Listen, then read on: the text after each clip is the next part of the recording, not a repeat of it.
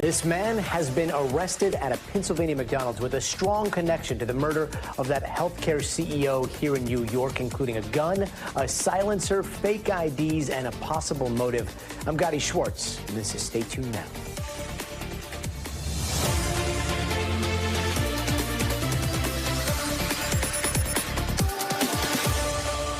The 26-year-old linked to the killing of UnitedHealthcare CEO Brian Thompson has been taken into custody in Pennsylvania. That's a video that you're watching right there.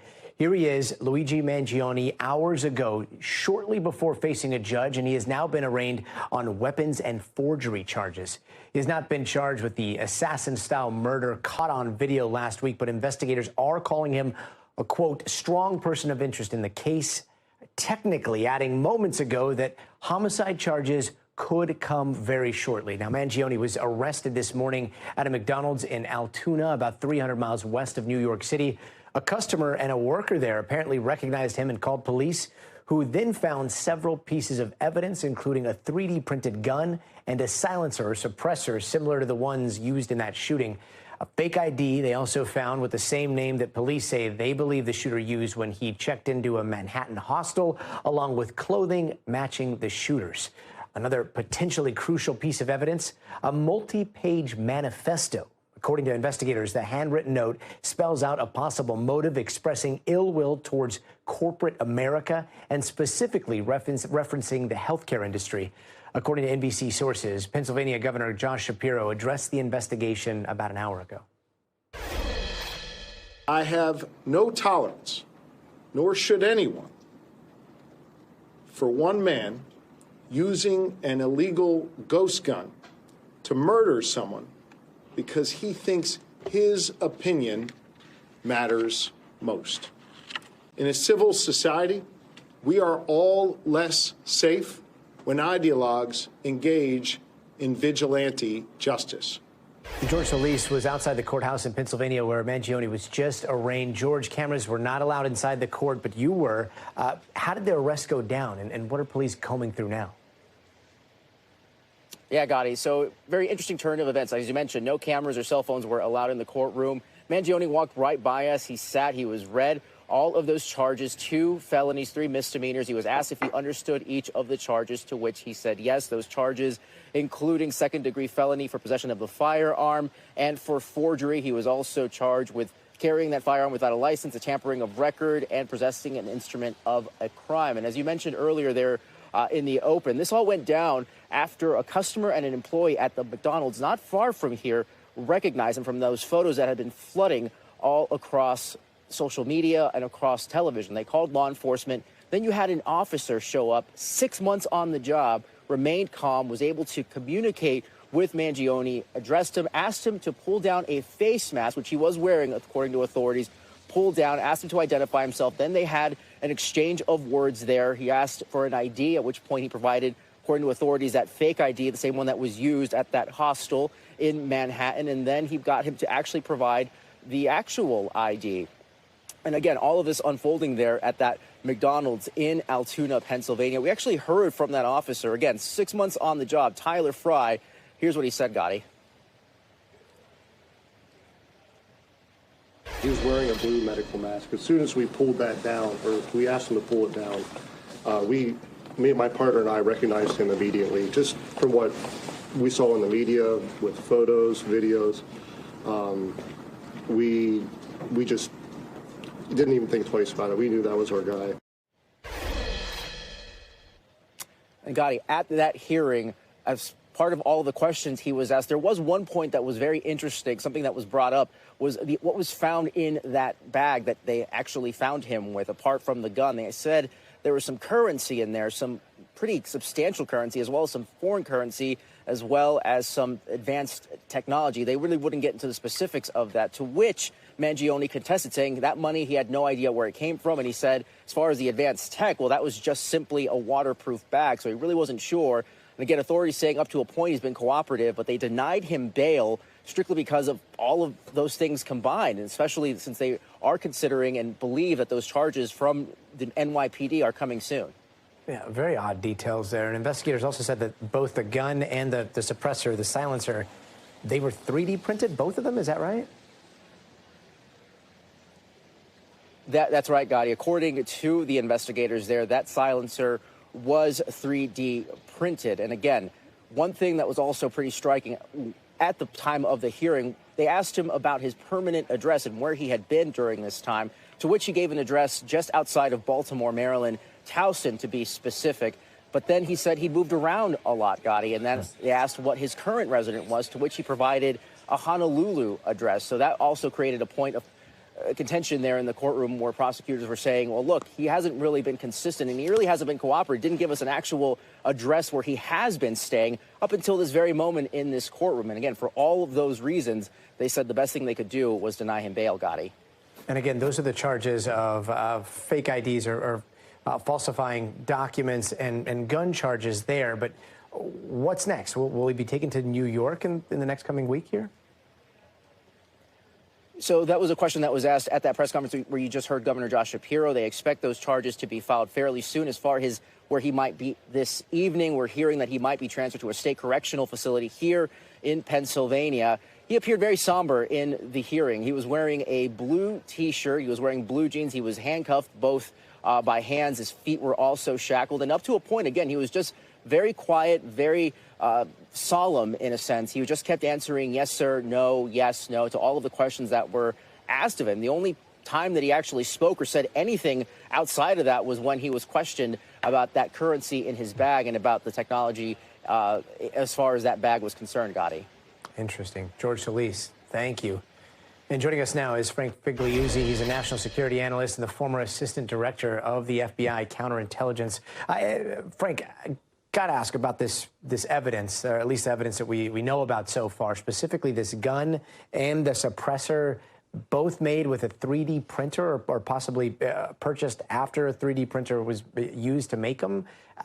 Is that why this the gun may have jammed in the shooting, or what do we know about the weapon here? Yeah, I'm glad, if nothing else, that this is bringing to light the societal problem of ghost guns, which are illegal in many states and federally illegal because they can't be traced. They're easy to make, no serial numbers, all of that illegal. You can go to your local library in some cities and say, I want to borrow the 3D printer, please. You can go to other places and do this. You can do this in your garage. Yes, they are typically more unreliable than a standard weapon that's professionally manufactured. And yes, that could be the reason why it jammed. And it took him to ejecting 3 rounds, 3 live rounds, got wasted in a sense as he tried to get this thing cleared. So it's interesting. We'll learn if indeed that is the exact match to the weapon at the scene. It appears it might be. Also, all of this evidence carried on him. Is this a person who really intended to flee? Or did he stop in his tracks and say, you know what, I'm not leaving the country. I've got another target, maybe, or I don't know what to do next. But this is a guy who has all the incriminating evidence on him. He's in bad shape in terms of legality. He's got all the goods on him. We just don't know why. And that will come eventually. And we're in this kind of no man's land where he's not technically charged with anything to do with the shooting here in New York, and yet everybody is putting a lot of these pieces together. Pennsylvania police just said that we could see homicide charges related to the shooting very soon. When do you expect to see that entire case brought to New York? Yeah, I can tell you this. The New York detectives want to do this in a way, want to approach him and interview him in a way that's most conducive to success, most likely to get him to talk. And that means not walking in and slapping the arrest warrant in front of him. That doesn't work. So typically their technique is to say, you know what, let's sit down. You've had your experience in Pennsylvania. We're not Pennsylvania. We want to talk to you about what happened in New York. And they'll start easy. When did you arrive in New York? They won't get to the hard questions right away. At the moment he says, I'm lawyering up on any New York charges, you can't talk to me, then they'll hit him with the arrest and the paper. And why do they want to do it that way? Because if he thinks he's not charged, if he volunteers and consents and waives his Miranda rights, they may get a full confession out of him. But the moment that they hit him with paper, say you're under arrest, There's no other way out for New York. They've got to stop and tell them you need to get a lawyer. You can have a lawyer. So this is a technique that's used. So don't be surprised if we actually don't see New York charges right away. And that would be a sign of success that they're trying to talk to him. But you know what has to happen first? He needs to get to New York. And that's an extradition type process that needs to play out. He may contest that process, and we're in for a protracted period of time. And Frank, as you know, we now live in this modern day in which the second that a suspect's name is released, all of a sudden everybody goes on the internet, tries to find his socials, tries to go through his internet history, and then all of a sudden you have fake profiles also popping up, and then a bunch of misinformation. This has now been a few hours since his identity popped up, and I've already seen them just looking through his name here. I know you've been scrubbing through a lot of his socials. What do we have verified? What do we know about his internet history here? Well, with that caveat that you just issued, that look, the police are going to have to verify the veracity of his social media postings. I can tell you, this is a very bright man and a troubled man. Looking through his social media account, obviously master's degree at a Ivy League college, comes from a wealthy family, kind of had a bright future ahead of him, but something's wrong. He identifies with the Unabomber on a book club website. He blogs and writes about reading the Unabomber's writings, and he concludes that under some circumstances it is ethical to murder somebody, particularly around corporate greed and money. So don't be surprised if in this so-called manifesto, a couple of pages that were found on him, that we hear that ideology. This is it's about billionaires and corporate greed. And then, I'll be looking for this personal connection. Did he have a healthcare problem? Did he have a problem with United? We don't know. And Frank, my last question, and this one's kind of a broad question, but when it comes to ideology, oftentimes we see these things that are very hard to explain. School shootings here in the United States, for example, and then you see a string of copycat school shootings or people that are trying to do it for notoriety. Recently, we've seen some pretty high-profile killings or attempted assassinations that seem to be motivated by ideology. Are you worried that we could start to see more of this? I can tell you this, corporate security executives around the country from major companies are worried about the copycat problem, and they're watching the public response to this murder with many people railing against the insurance and healthcare industry with their own stories. And that's been a wake-up call for CEOs and corporate executives. Yeah, very telling. Frank, thank you so much tonight for the analysis. Meanwhile, one of the biggest stories in the world right now is what just happened in Syria and the Middle East. That's where rebel forces swept through the country, taking over, sending government forces scattering, all while the Syrian president has fled to Russia. Meanwhile, these are images in Damascus, people celebrating as those there are getting rid of any mention of the Assad regime. And just to remind you, that's the family that has ruled Syria since the 70s. At one point, the rebels seemed to take over a prison, freeing people inside. As for the president, Bashar al-Assad, as we mentioned, he is now in Moscow, and his family were given political asylum, according to Russian state media there. So with him out of the picture, the question now is, who will rule Syria next? And that is because the rebel group that took over is considered a terrorist organization by the U.S. and the UN. And even though in recent years they've distanced themselves from more extreme elements, there is some widespread concern about the resurgence of ISIS. NBC's Matt Bradley breaks it all down for us. Well, it's been about 2 days since we saw the stunning upset victory of these rebels in Syria, taking the capital of Damascus and sending President Bashar al-Assad and his family into flight, fleeing to Russia, where now we understand they've been granted asylum by the Russian government. But this was a lightning advance for sure. In about 10 days, these rebels moved from their headquarters in the northwestern part of Syria in Idlib in a lightning advance that brought them all the way south to Damascus, where they overthrew the government. And now they claim dominion over a country that has so many different ethnic groups, religions, languages, political persuasions, and so much intrigue from the rest of the region and the rest of the world. This is a place that has seen 13 years of civil war, and one that won't necessarily go easily under a fresh new government. But we're already seeing positive signs in just the past 2 days that there is going to be potentially a peaceful transition of power. We just saw in the last couple of hours that the leader of this militant group, Abu Muhammad al-Jolani, who now doesn't go by his war name, his nom de guerre, he goes by his real name, Ahmed al-Shara. This is part of his big self-stylization, his makeover, if you will, turning himself more into a president, a global statesman, rather than a militant leader, or even worse, an Islamist with ties to al-Qaeda and the Islamic State. His Hayat Tahrir al-Sham, the rebel group that he leads, has historical ties, especially to al-Qaeda. They have since disavowed them, and this leader, al-Jolani, has made his best effort so far to try to show that he no longer has these Salafi Islamist political persuasions. Whether or not the world believes him, or whether or not Syrians believe him, that is going to be a big next step, and it's one that's shrouded in uncertainty. Yeah, we shall see. Matt Bradley, thank you. And with these latest developments in Syria, the family of Austin Tice, an American journalist who disappeared there, is holding on to hope that this all might mean that they can bring him home, because they say that they have information right now that he is still alive. Now, Tice disappeared in Syria more than a decade ago while reporting on the civil war, and NBC's Lester Holt sat down with Tice's family, sharing their message for the Biden administration. We have not received a proof of life. We have absolutely verifiable intel that he is. Mark and Deborah Tice say their confidence is boosted by unspecified information they've received from the region. We did hear that he's doing well whenever we had this information, that he is safe, he is well. President Biden agrees that Tice is alive, and over the weekend said he thinks the U.S. can get him back. The family's request to the president?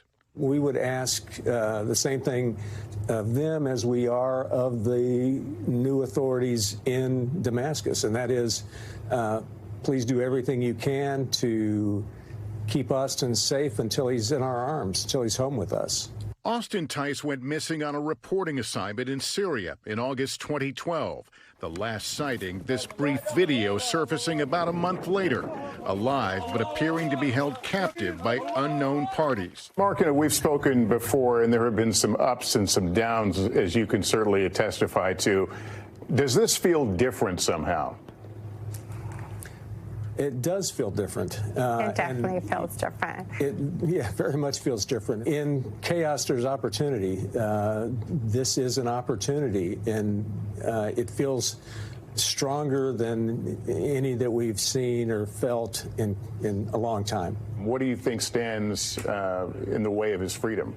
I can't imagine that anything stands in the way of his freedom. You know, it'll just be a matter of who finds him and how they choose to release him. But I do believe that he will be found. Lester Holt reporting. Thank you. And tonight, Jay-Z is denying some explosive allegations that he raped a 13-year-old girl along with Sean Diddy Combs back in 2000. Now, in the civil lawsuit filed against Diddy and Sean Carter, which is Jay-Z's real name, the victim claims both men assaulted her at a party after an MTV Music Video Award ceremony. The suit originally only named Diddy, but was amended yesterday to name Jay-Z as well. And according to that suit, the victim says they both took turns raping her, and she was only able to get away after hitting Diddy. Now, a couple of months ago, the lawyer representing hundreds of alleged victims warned that there would be a lot of high-profile people named in connection to the federal case against Diddy on sex trafficking charges. Take a listen. The day will come when we will name names other than Sean Combs. But the names that we're going to name, assuming that our investigators confirm and corroborate what we've been told, are names that will shock you. Carter and Diddy are all denying these claims. NBC's Chloe Malast has more. Hey there, Gadi. Things are really heating up on both sides. I just want to point out that just a few hours ago, an attorney for Jay-Z by the name of Alex Spiro, he's filed a motion demanding that this woman identify herself, or a judge needs to just toss this case altogether. I want to point out that this is exactly what Sean Diddy Combs' legal team did with this exact complaint back when it was filed in October. At the time, it did not name Jay-Z. And again, there is still another celebrity, Celebrity B, that has not been named, a female celebrity. We don't know who that is. And a judge at the time said that this woman did not need to reveal her identity and could remain anonymous. Now, look, this is incredibly unprecedented that Jay-Z, when NBC News broke this story, he released this very lengthy personal statement. You know, Beyonce and Jay-Z, they're arguably Hollywood's most powerful couple. They are very, very private. They rarely give interviews. They let their publicists and their managers, their agents, their attorneys release statements. But this almost feels like Jay-Z wrote it on his email or on his phone. I want to read you part of what Jay-Z said in that statement. He says, "You have made a terrible error in judgment thinking that all celebrities are the same. I'm not from your world. I'm a young man who made it out of the projects of Brooklyn." He goes on to say, "We don't play these types of games. We have very strict codes and honor. We protect children." Now, earlier today, NBC News sat down with Tony Busby at his offices in Houston, Texas, and I want you to hear a little bit about what he has to say when it comes to Jay-Z and his legal team claiming that he's extorting the music mogul. Anyone that suggests that a demand letter, especially the one that I sent, is extortion or blackmail is foolish. Attempting to attack me to take the focus off of the alleged perpetrator won't work, and it won't intimidate us. And again, Jay-Z is denying this allegation. Sean Combs is also denying all of the allegations against him and also Jay-Z in his own separate statement. And, you know, there are no criminal claims against Jay-Z. So New York prosecutors, they are in the middle of potentially bringing a superseding indictment. That means more charges against Diddy ahead of his criminal trial in May. There's been a lot of questions as to, will Jay-Z testify? Does he have anything to do with this criminal trial? No, he absolutely does not at this point. But certainly we expect some high-profile celebrities to take the stand at the trial in just a few months. And it's unclear if New York prosecutors are now going to want to talk to Jay-Z or potentially speak to this Jane Doe. So this story, it's obviously developing, and there's obviously a lot of interest because they are such a powerful couple. Gadi? Chloe Malas, thank you. Meanwhile, the plot is thickening in the back and forth between TikTok and the U.S. government, and the social media app, they're not going down without a fight. Today, TikTok and its Chinese owner, ByteDance, asked an appeals court to temporarily block a law that could make TikTok disappear from all app stores, and they want to take this all the way to the top, to the Supreme Court. And they say that with the Supreme Court's history of protecting Americans' right to free speech, they deserve the same treatment. And the Justice Department quickly responded in a separate filing asking the court to reject TikTok's request. Remember, all this comes as an appeals court just ruled last week that ByteDance has to auction off TikTok next month. But can this Hail Mary to get in front of SCOTUS work? Here to answer that question and more is NBC legal analyst Angela Sinandela. Angela, the clock is ticking here. Given what we know about the justices, what we've seen from the Supreme Court, if this does go to the Supreme Court, how do you think it might go? So look, if there was not this regime change happening imminently with elect Trump coming in, I would say it would be very unlikely the Supreme Court would repeal or overturn anything the appellate court did. And that's because the Supreme Court has very historically always given deference to the government, to the executive branch, to Congress to determine what is a national security threat or not. And the appellate court decision was so firm on this that they give so much deference, they're not going to second guess the judgment of the government. But the reason why this becomes so much more interesting with Trump potentially changing all of this is because if then the new executive comes to town and he says, actually, based on my research or my new thoughts, TikTok is not a national security threat, or if he has any of his new advisors say something similar, well, then that gives the Supreme Court multiple opinions to work with, because the appellate court only had a bipartisan effort. So they had both parties, and they had both Trump and Biden saying the same thing. But if there's some new opinion that is raised by Trump, everything could change. It's interesting because we had our colleague, Kristen Welker, just interviewed Trump. She asked him point blank about this. It was funny because he kind of was like, well, I'm on TikTok now, and it played a big role in the election. And if you see it go to SCOTUS, none of those justices that we know of have TikTok. You have TikTok. I have TikTok. Right. It'd be interesting to see like a totally non-biased approach to all this, just with who's using the app and who's not. But when it comes to like this First Amendment argument, this is where I'm a little bit confused, because what's stopping anybody from, I don't know, taking what we post on TikTok and just posting it on Reels or posting it on Snapchat or posting it elsewhere? Like, how is that infringing on First Amendment rights? So that's what the government tried to argue. They actually tried to frame this not at all as a First Amendment issue, but the court did agree with TikTok here and said there is some First Amendment concern at play. And that's because anytime the government tries to intervene in speech, so it has to be a government actor in any platform, not even based on the content, that itself can trigger First Amendment concerns. And so in this case, because it is a platform that is used by 170 million Americans and it's a preferred form of speech, that's why the court said it is a First Amendment issue. It's just like if there was like a newspaper that was going to be shut down by the government, you could always argue, well, look, those writers could then write elsewhere. But still, interrupting a platform like that could be disruptive. And one more real quick. Is there any possibility of this being precedent for other companies that are owned by, I don't know, China here in the United States, where it's like, hey, you get sideways with the administration and you're going to be forced to sell? Yes, absolutely. And I think that is one reason why it is possible the Supreme Court will agree to hear this because of the precedent. It might not just be about TikTok, but about much more. Fascinating. Angela, always a pleasure. Thank you.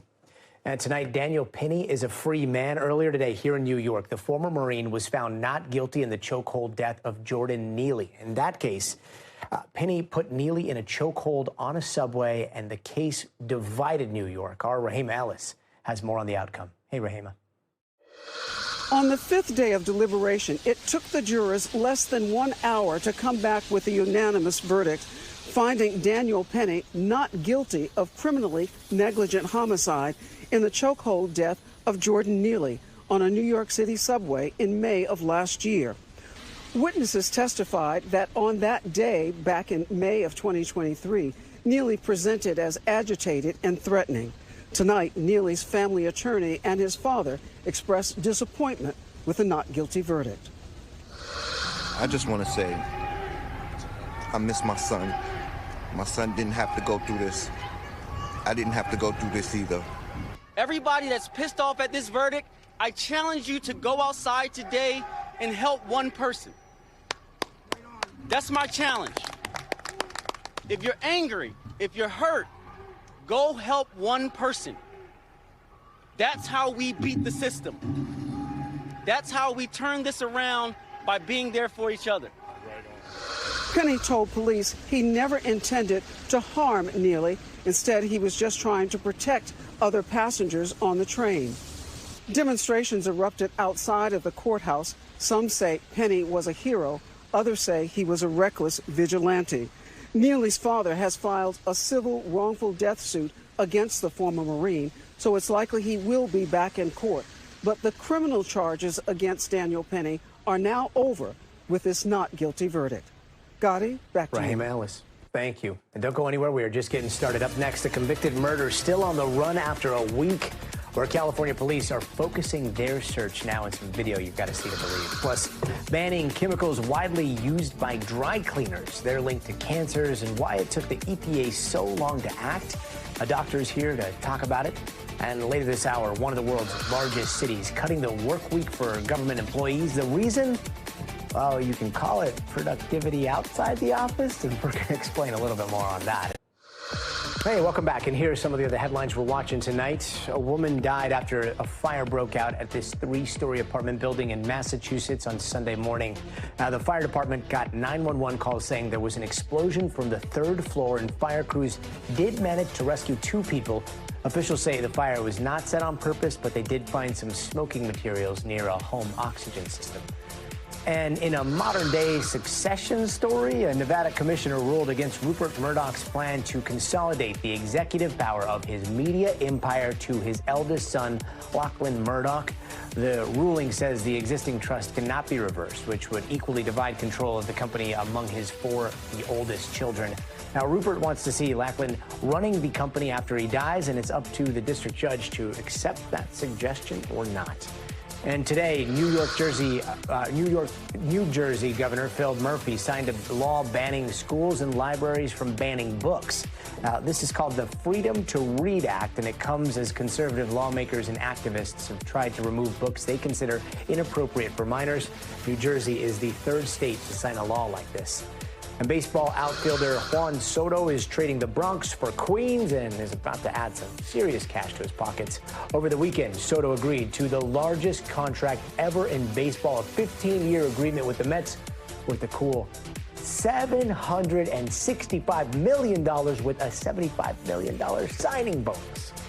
And the nominees are officially in for this year's Golden Globes. The musician Emilia Perez leads the pack with 10 nominations, including Selena Gomez. On the TV side, FX's Shogun and The Bear lead with the most noms, and the winners of the prestigious Globe will be announced in just a few weeks on January 5th. And right now, police in California are still searching for an escaped murderer who's been on the run for an entire week. Video obtained by our affiliate KGET shows these moments as Cesar Hernandez somehow escaped custody last Monday. You can see him there running across that field. The officer there raising his gun as Hernandez looks back but decides not to fire it. Hernandez was serving an 80-year-to-life sentence after being convicted of murder in 2019. And as officials widen their search for the convicted killer, that video is raising a lot of questions about how he was even able to get out of handcuffs and shackles in the first place. Let's bring in NBC's David Noriega for more on this. David, where does this manhunt stand right now, and are they any closer to catching him? Gadi, there is no indication that law enforcement is any closer to capturing Mr. Hernandez than they have been since this manhunt started. Just by way of background, Mr. Hernandez, as you said, was serving a lengthy prison sentence for a murder that he was convicted of committing here in Los Angeles in 2019. He was serving that sentence in a prison up in Kern County, near where this happened, this escape happened, and he was alleged to have committed other offenses in prison, weapons offenses, offenses involving possession of drugs, and he was being transported to a Kern County courthouse in Delano, a small city in Kern County, to be arraigned for those charges that for the offenses that he allegedly committed in prison. And it was while he was being transferred to the courthouse by the California Department of Corrections that he somehow managed to get loose. Now, law enforcement is being fairly tight-lipped about this case, and we have not been able to get any more information from them with respect to where the manhunt stands and whether they have any further information as to Mr. Hernandez's whereabouts. And David, if we could play that video again. When you see this video, I mean, he's in like a full-on pumping both arms sprint. It doesn't look like he's wearing handcuffs, doesn't look like his legs are shackled at all there. Do we know how that happened? We don't, and that is the big question that is raised by this video and by this incident. It is policy and procedure for the California Department of Corrections to have convicts shackled and handcuffed when they are transferred to courthouses, as was happening in this case. So he somehow got out of the handcuffs and shackles. He also, I was there, by the way, this weekend where this happened, and I saw that in order for him to run past that empty lot that kind of looks like a field in the video, he had to have also climbed and jumped over a fence at the courthouse. So he clearly was not shackled or handcuffed when he did that. The other thing that's slightly unusual is the fact that the correctional officer that you also see in that video pointed his gun at Mr. Hernandez, but did not fire. Peace officers in California are legally allowed to fire their weapons at fleeing suspects who are believed to be dangerous. Given Mr. Hernandez's criminal history and the crime for which he was convicted, which was first-degree murder, that officer had every reason to believe that he was dangerous. Nevertheless, as you can see in the video, when he keeps going and turns that corner into that alleyway, that's the last we see of him. Gadi. Wow. David Noriega, incredible reporting there. Thank you. And coming up, the federal government giving you access to the most high-tech decision-making tools out there, why the experts who keep an eye on the Colorado River want people to check their work. But first, you gotta see this. This is a special delivery, but not what you think. San Francisco police helping deliver puppies on board a whale tours boat. Now, those were 7 little German Shepherd pups in all. Mom and Dad, they both work on the boat, and the captain telling the local TV stations that it was the first litter for the mom, Sam, and she worked through it really, really well. Salty little doggies. We'll be right back.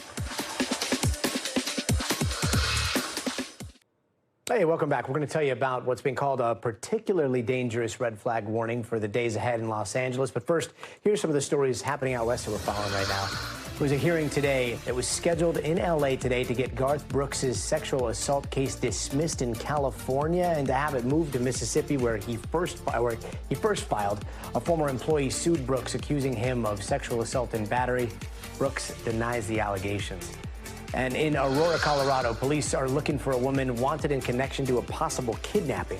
Police say the teen girl entered a coffee shop to use the bathroom, and then a woman came in and forced the girl outside and into her truck. Detectives are asking anyone who might have information for help. And in Utah, a carbon monoxide leak at a meat plant has sent 11 people to the hospital. This happened over the weekend, and officials say the leak was likely caused by what they are calling improperly vented appliances.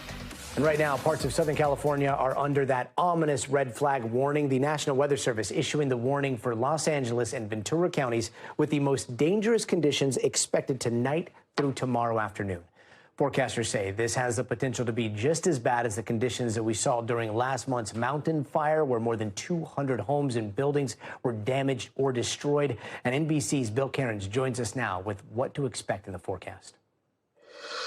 Gadi, it's going to be one of those nights that residents that live in the foothills or the mountains and all the firefighters that protect those areas are not going to sleep very well. With the winds howling, low relative humidity, everyone knows if just the slightest, smallest spark starts a fire, it could turn into a huge inferno in minutes. And that's the danger. This is a rare situation, and fingers crossed that nothing happens, and then we're good. But if any fires do start, it can get scary in a hurry. So that's why this is being called extreme fire danger. This is a potentially dangerous situation. 12 million people at risk, extreme fire behavior, Santa Ana winds, kind of a classic event.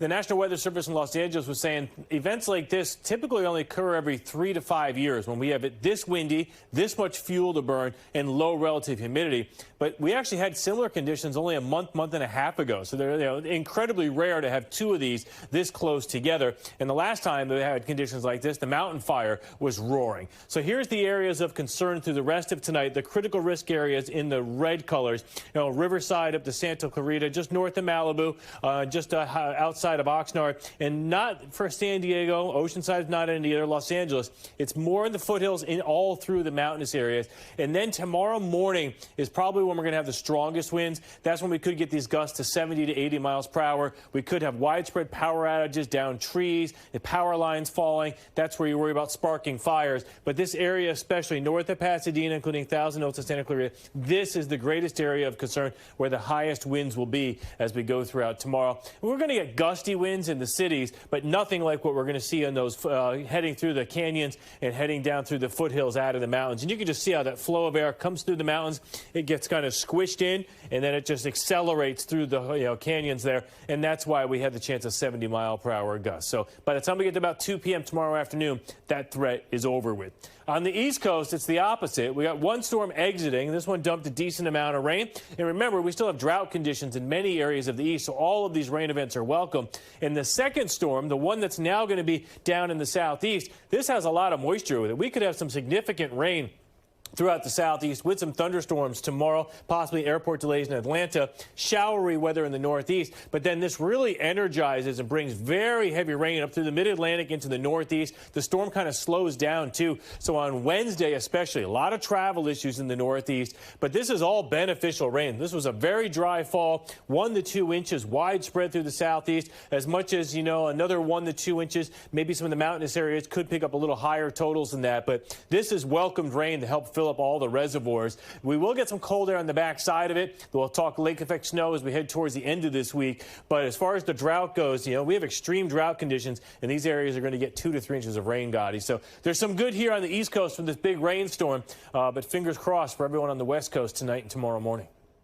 Fingers crossed indeed. Bill, thank you. And now for this next story, I want you to think about the last time you dropped the clothing off at the dry cleaners. No, beyond that.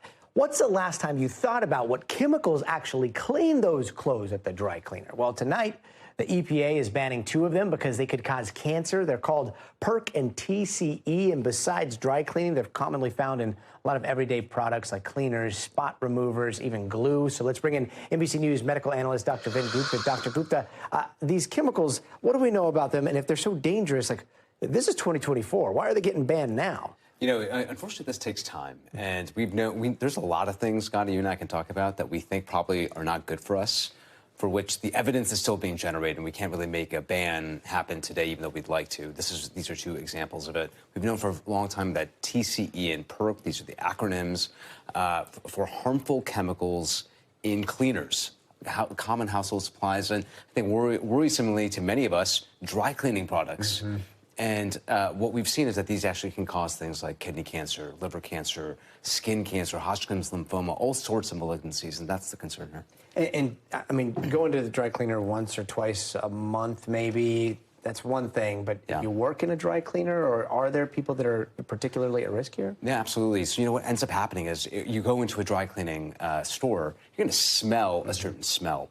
So these chemicals actually vaporize into the air. They're called volatile organic compounds.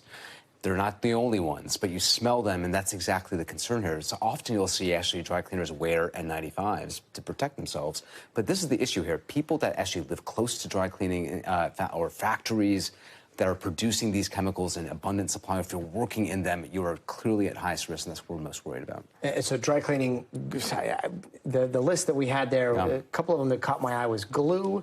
What are some of the other ones that you could just find? Spot removers? Spot removers, lubricants, typical dry cleaners, frankly, even household cleaners is something that you can see here. Automotive care products, if you're washing down, just your car seats, that's a concern as well. So these are common supplies here. And we've seen more of a movement in the dry cleaning business towards green dry cleaning products. And so this is something that we've recognized, and there has been a pivot in the industry. But frankly, Gadi, it's going to take 10 years for these to fully be phased out in some cases. So this is where the consumer has to be vigilant, ask all the right questions here.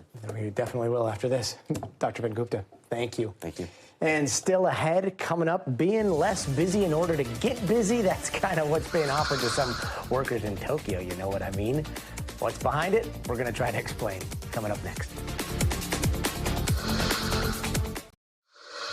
Let's take a quick look around the world. A gang leader in Haiti is accused of killing close to 200 people. The targets are the elderly and religious figures there, and human rights organizations say that the leader suspected them of killing his son, apparently by practicing witchcraft. Haiti has been dealing with widespread gang violence. The prime minister says they are mobilizing to track that person down and get them behind bars. And in Mexico, a passenger tried hijacking a plane and rerouting it to the United States. Take a look inside right after what happened there. This happened yesterday on a Volaris jet. Mexican officials say that man tried to enter the cockpit. The plane made an emergency landing where the man was taken into custody. And in Israel, a historic moment in an already landmark trial that's set for the morning. Prime Minister Benjamin Netanyahu will take the witness stand in his corruption trial. He is facing accusations of fraud and accepting bribes in 3 separate matters, and Netanyahu has denied any wrongdoing. And China is targeting NVIDIA, hitting the company with an antitrust probe. Basically, they are saying that the company violated monopoly laws in China, and it ties back to an acquisition made in 2020. NVIDIA's stock dipped 3% today. All right, and here's kind of a fun one. In Tokyo, people who work for the government there will have the option to work 4-day weeks starting in April. This has nothing to do with jobs getting done in the office. Instead, it's all about home life and trying to boost Japan's record low fertility rates, literally encouraging the youngest workers to stay home more and, you know, like have more babies. Let's bring in NBC's Brian Chung. Brian, this is a talker for sure. I mean, what is Japan's culture like, the work culture there, that they have to say, no, you know what, go home, make humans, be happy? Those do not seem like drastic measures at all. Those seem like very reasonable measures. Right. Yeah. And I mean, look, to underscore just how bad the working culture can be in Japan, there's actually a term called karoshi, which is a translation basically that sort of means working to death. In fact, many instances where people are extremely stressed out working in the culture there. They actually have another term called salaryman, which describes just the pressures of being really loyal to your company throughout your entire life, basically. Now, that's the reason why the Tokyo government is saying, at least for their municipal employees, they're going to offer this 4-day work week beginning in April of next year, because if they offer a little bit more of the life and the work-life balance equation, maybe that would incentivize people to think about a future where they're not just working all the time, that they can actually raise a family. So that's the thinking there. But again, whether or not this works, the challenge here is that this policy will take effect next year, but it might not be until decades until you find out whether or not it actually did the job of improving fertility rates. Unless all of a sudden all these people see that elsewhere in the world and then move there, and then there's a population that is like true. that. There's just a displacement thing. Yeah, absolutely. So this 4-day work week, I mean, has it been tested? Is there some good data behind this? Asking for, I guess, a nation friend here?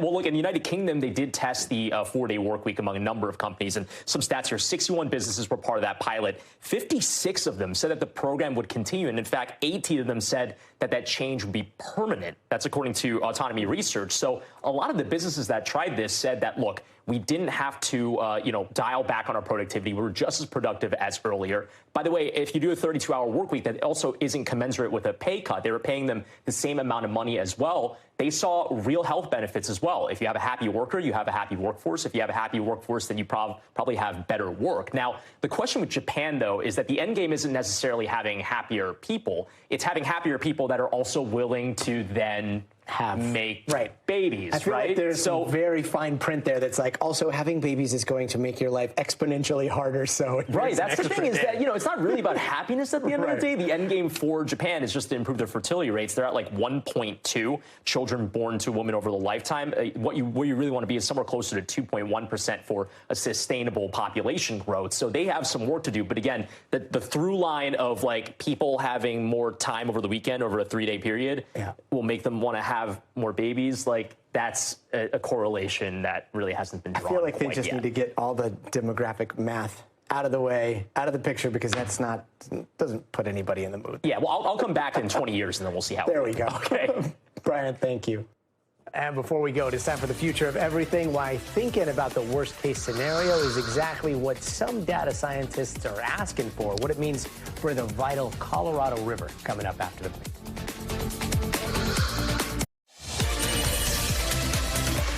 And tonight in the future of everything, a mystery in the skies that for some reason still seems impossible to solve so far. Of course, we're talking about those weird drone sightings happening out here in the east. Local cops and the FBI now saying that they are on the case of whoever is flying these large drones over parts of New York and New Jersey. And every night now, for a while, they've been setting out on a high-tech hunt of their own to try to track some of them down. NBC's George Solis headed out and has more. They're looping around the area. The investigation into reports of small car-sized drones hovering over New York and New Jersey is deepening. Oh, it's slowing down. Authorities in Toms River, New Jersey, launching their own drone offensive for a closer look. Their eye in the sky, capturing one of the drones in motion. You're not targeting or going after them, so to speak. Is there a methodology and reason why? Well, right now we just want to identify what it is. The way it was explained, they're 2 feet bigger than our drones, or 2 times the size rather, so they're about 4 feet, and it looks like it's a fixed wing type craft. What concerns us mostly is that at this point nobody's seen any of these units taking off or landing. This is a significant threat to U.S. national security. Retired 4-star general and NBC News military analyst Barry McCaffrey tells NBC News there's good reason why local and federal agencies are treading carefully. When you see something of this capacity, you wonder why it would be needed. What are they doing? It implies a heavy payload, and a heavy payload would be either something dangerous, a bomb, but in this case, surveillance of some sort. Look what's back again. Same spot as last night. Meanwhile, more sightings of the large drones continue to proliferate social media. New Jersey resident Michael Marciano capturing these images on Saturday. Coming right above my house. The FBI not commenting on the drone activity to NBC News, but setting up a tip line for people to report any sightings. It's moving really fast now. Growing concern as the mystery in the sky continues. George Solis, NBC News, Toms River, New Jersey. George Solis, thank you. And you know we're going to be keeping an eye on that story for a while. Finally tonight, cutting-edge technology that at times can seem really complex is ending up right at your fingertips. And NBC's Brad Hicks takes us inside the push to design the future with data. Mila Pruitt Here's data. is designing the future with data. This is a first pass at a graph. She's helping revolutionize how water will be managed in the Colorado River by turning huge data sets into easy-to-understand graphs. How do you take a bunch of quantitative things and tell a story about it? The story graphs are part of a new web tool that gives everyone access to the actual model the Bureau of Reclamation uses to manage water levels in the river and its reservoirs. Until now, you needed licensed software and a lot of know-how to use it. The cloud-based tool is primarily intended for those who couldn't afford access to the model, for example, tribes, nonprofits, even rafting companies. But anyone can run a scenario for the river and see the results. The web tool is a really important step in transparency. But under the hood, something even more powerful is happening. It is such a big deal. With climate uncertainty, water managers now realize they don't really know what the future holds. That makes the river model a lot more complicated. So they're implementing an entirely different approach called decision-making under deep uncertainty. It's a decision-making science that allows us to plan for situations where we don't actually know what could happen. Instead of decisions based on probabilities using parameters of the past, decisions are framed as what will be successful in the widest array of possible futures. So when you create a scenario for the river using the web tool, it explores your inquiry with this new way of thinking. It's bringing these things together in a way that is very powerful. It allows ordinary people to participate in this new, exciting science of decision-making under deep uncertainty that is really very, very leading edge. Brad Hicks reporting. Now we need some T-shirts with the words deep uncertainty on them because it's the story of our lives here. Brad Hicks, thank you. That does it for us tonight. I'm Gadi Schwartz. We'll see you here tomorrow. But until then, stay tuned now.